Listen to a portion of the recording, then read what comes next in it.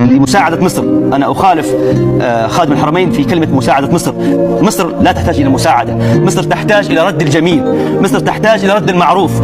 الإمارات العربية المتحدة ودول الخليج وليبيا، نحن في ليبيا عندما قامت الجامعة الإسلامية أعطتنا مصر 2000 دينار ذهب استرليني في ذلك الوقت. مصر لها الفضل على العالم العربي والإسلامي. مصر الكنانة قوتها من قوة العرب والمسلمون. ولا بيان تنديد ولا شجب ولا استنكار، نحن لم نطلب منهم أن يرسلوا قواتا، فقط ينطقوا ويرفضوا هذا الاعتداء على دول الخليج.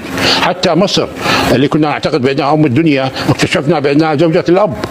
إذا أردت تحرير وطن فضع في مسدسك 9 منها للخونة وواحدة فقط للعدو، فلولا خونة الداخل ما تجرأ عليك عدو الخير. لكن النهاردة أنا مش جاي أكلمكم على الخيانة، أنا جاي أكلمكم عن الأصل، عن رد الجميل في وقت الشدة، عن الجار اللي سد مكان الأخ لما الدنيا ضاقت. حكايتنا النهاردة عن مصر وليبيا، عن البترول اللي سال علشان يروي عطش الدولة المصرية وقت الشدة، عن كلمة شرف كانت أقوى من كل الاتفاقات الدولية. وعلشان تفهم الحكاية لازم تبص على الخريطة. المنطقة مشتعلة صراع بين إيران وإسرائيل، والتهديد بقفل مضيق هرمز بقى واقع. في اللحظة دي مصر كانت مستنية شحنات البترول المتفق عليها من الكويت، ومفاجأة وبدون أي مقدمات امتنعت دولة الكويت عن إمداد البترول لمصر. طبعا مش هلوم حد ولا أقول أسباب سياسية معقدة، بس اللي كان يفرق معانا هو التوقيت مش أكتر ولا أقل. في عز الأزمة وفي عز احتياج مصر فجأة الباب اتقفل، وهنا بقى الكل اعتقد ان مصر هتقع في أزمة طاقة وملهاش آخر، وهنا يظهر الجار والشقيق والأخ والحبيب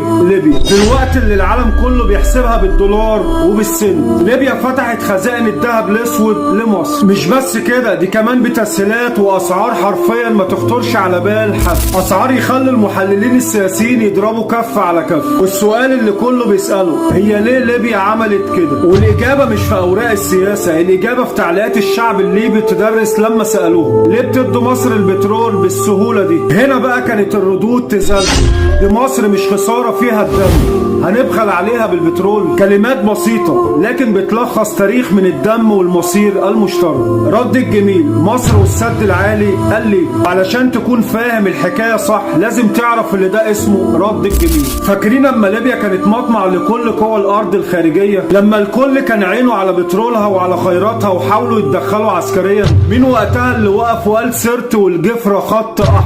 إنما إذا كان يعتقد البعض أنه يستطيع أن يتجاوز الخط، سرت الجفرة، ده أمر بالنسبة لنا خط أحمر، خط بالنسبة لنا خط أحمر. مصر هي اللي سدت كل الأطماع الخارجية، وهي اللي حافظت على وحدة التراب الليبي ومنعت تقسيمها لما الكل كان عايز يوزع التراب. مصر ما حمتش حدودها بس، ده حمت بيت أخوها.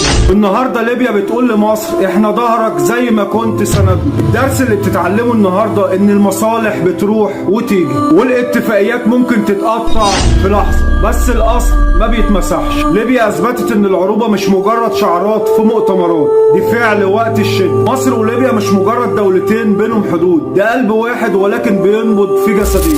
إذا في مصر تقرر شيء أنا معه حتى ولو في غير مصلحتنا، لا يمكن أبرد خطير.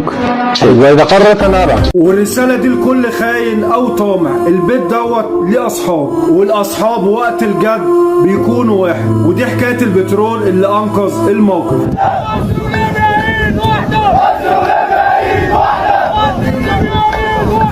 أدعوكم أيها السادة إلى اتخاذ موقف شجاع، وإننا قد نضطر لدعوة القوات المسلحة المصرية للتدخل إذا حصل تدخل أجنبي في بلادنا.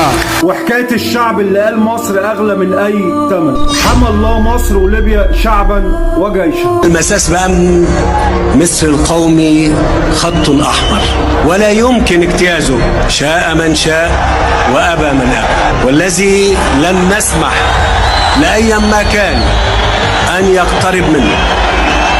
ده جيش مصر اللي هو مركز الثقة الحقيقي، مش في مصر بس، في المنطقة كلها.